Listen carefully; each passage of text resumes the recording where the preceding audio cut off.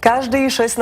Slovák má cukrovku a ich počet stále rastie. Stále viac ľudí tak potrebuje dôležité informácie, ako žiť úspešne aj s touto chorobou. Na pomoc im prichádza prvý diašlabikár na Slovensku. Od dnes ho posielajú do všetkých diabetologických ambulancií. O 4-krát denne si musím píchať inzulín. Musím vedieť, koľko a kedy toho môžem zjesť a musím si dávať pozor, aby som nedostala hypoglykemiu, keď športujem. Lenka a jej rodičia už diašlabikár poznajú. Vedia preto, že až na niekoľko obmedzení môže žiť plnohodnotný život. Tak športujem, rada tancujem hip-hop a hrajem na flaute.